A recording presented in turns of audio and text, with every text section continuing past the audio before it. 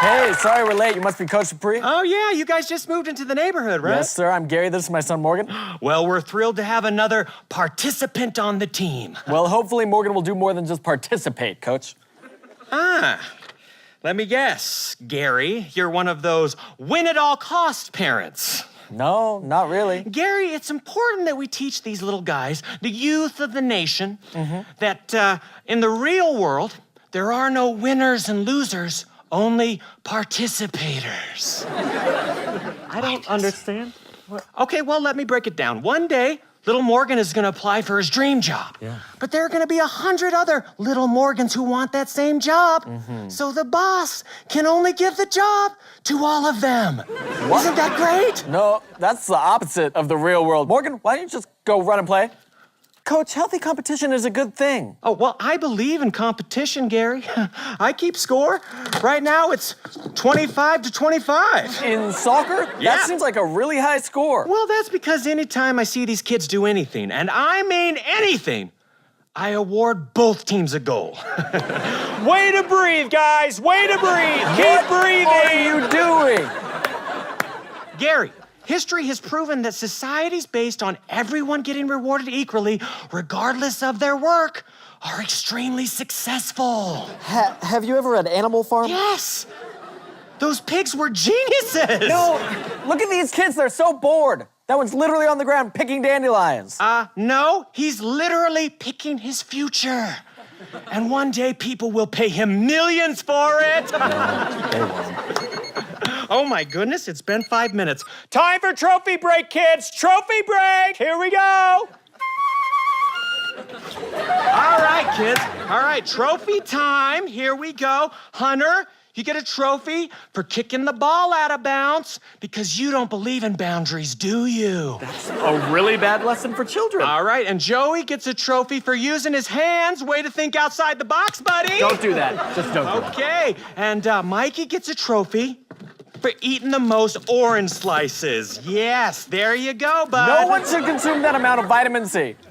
And Lindsay gets a trophy for being a girl.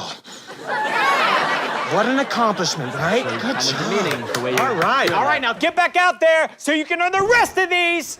All right, life lessons, guys. Coach, awards should be for those who achieve excellence through hard work. Oh, so ignorant, Gary. Do you think Abraham Lincoln became president because of hard work? Yes. No! He became president because his parents told the other candidates' parents, look at my son. He clearly does not have a lot going for him, and this would do wonders for his self-esteem. Hunter! That is a red card for running too fast. You're making the slower kids look bad, specifically Mikey. Keep eating those orange slices, Mikey! You are destroying these kids' motivation. Gary, McDonald's is paying $30,000 a year. These kids don't need motivation anymore. It's great. You have the worst coaching style in the world. Morgan's gonna play for a different team. Morgan, come over here. All right, listen up, little maggots. This is the most important game of your pathetic lives. Remember this, blood is just red loser water leaving the body. Concussions, just a figment of your imagination. Roo-ha! Let's go sign you up for golf. All right, get out there. So you guys should probably already know what self-concept is. But just in case you don't, here's a quick definition. So it's an idea self-constructed from the beliefs one holds about oneself and the responses of others. We get our self-concept from the feedback we get from others. Yeah, so this is just the reflected appraisal theory.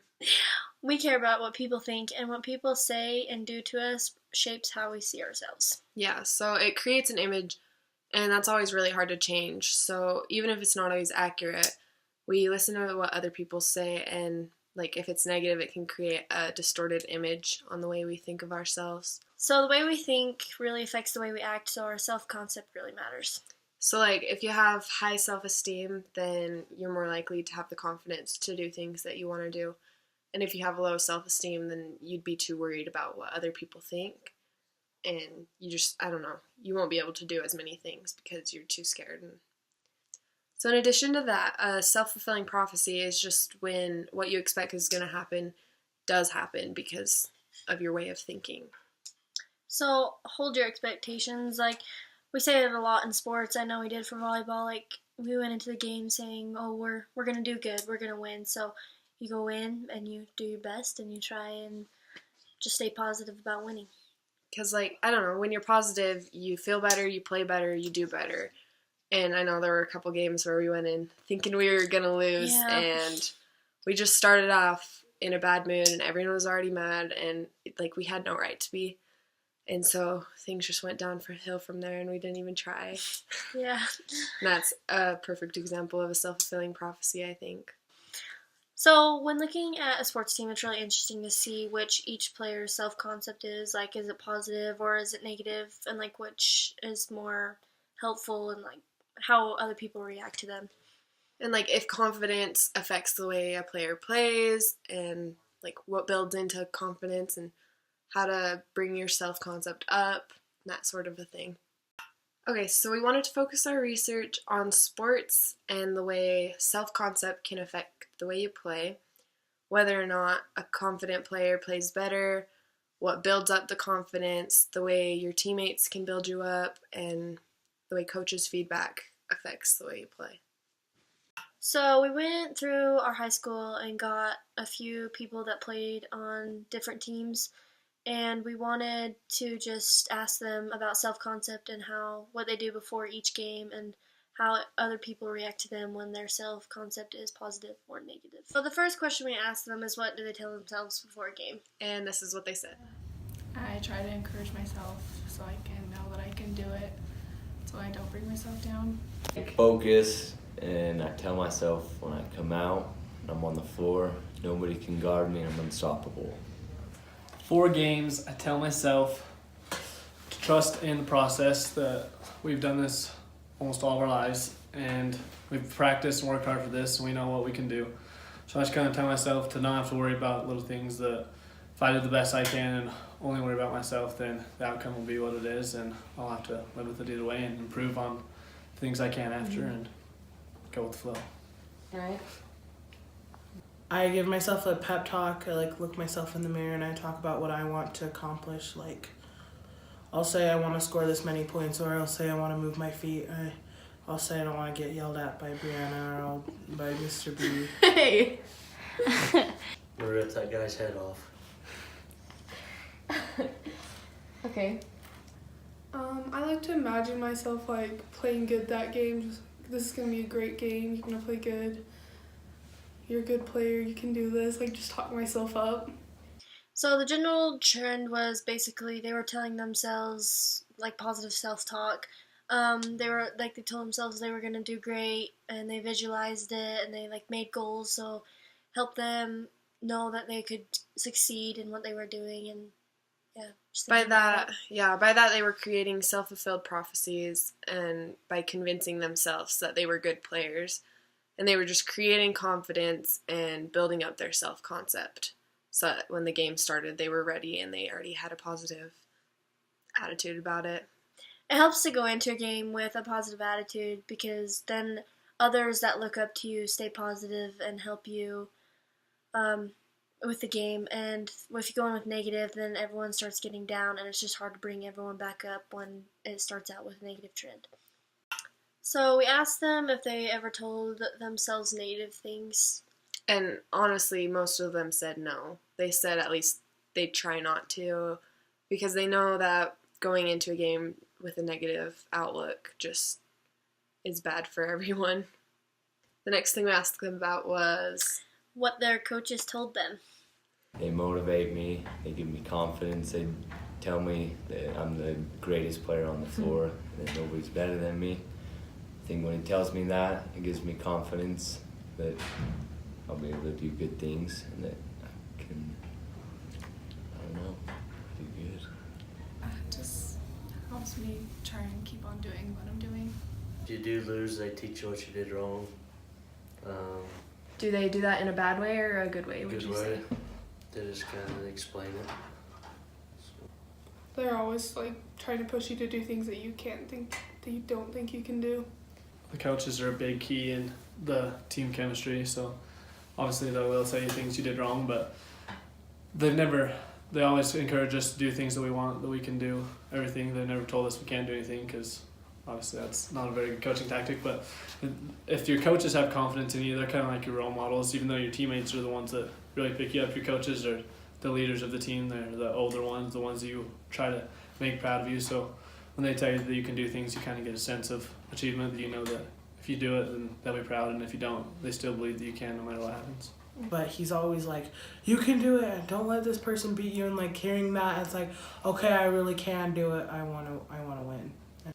So we asked them how their coaches talked to them, and basically they all told us that they were really positive with them and like helped them bring them up, and they like helped them with their mistakes and help them fix it, so later on they would know what they did right and wrong. So any good coach knows that if you tell someone that they can't, it just means they'll never try and they'll never like want to get better. If everyone's telling them that they're not doing good, then that's just going to make them not care anymore. So you want to push them to do better and tell them positive things so they want to try, and just motivate them and tell them that they can, because that makes them believe in themselves, and then they'll be able to do anything.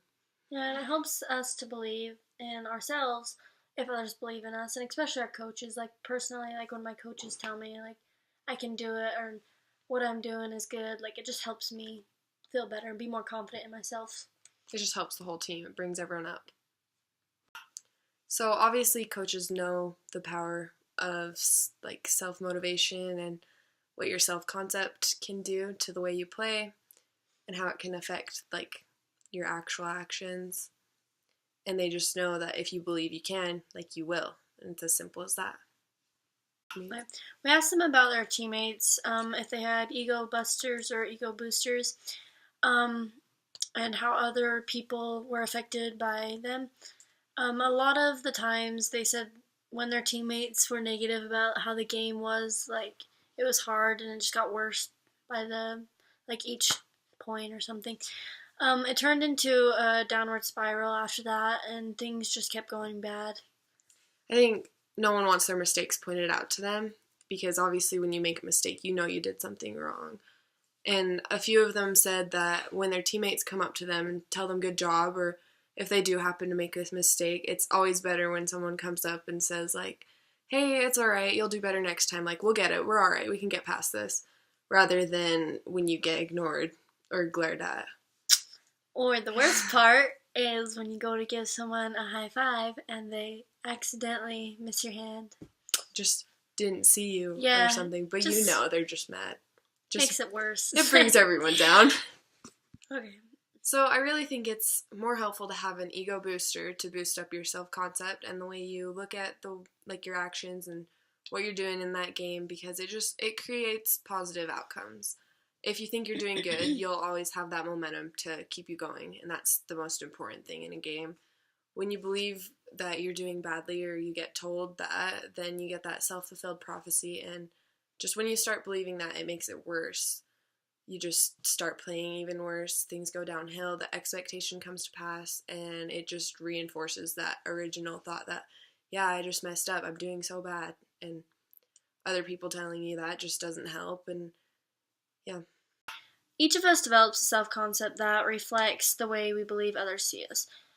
We care about what other people think of us, and what people say and do to us shapes how we see ourselves. The way we think also affects the way we act, and that's why our self-concept matters, and self-fulfilling prophecies come to happen because of our way of thinking. So in sports, positive self-talk just helps the players play better, and it's always better to start off the game with positive outlook that you're gonna achieve your goals and win the game, basically. Convincing yourself that you're a great player and creating confidence in the team helps everyone on the team. It just helps all the players. So coaches tell the players what they need to work on and what they're doing wrong, but they make sure that they can always know that they can fix it and believe in themselves after that too. Just so they can reach their potential and know that they can work in the best ways possible. and it just helps them build up their momentum and potential in games, their confidence. Okay, so to sum this up, we just wanted to tell everyone that self-concept is a huge thing, and it just applies to everything in your life.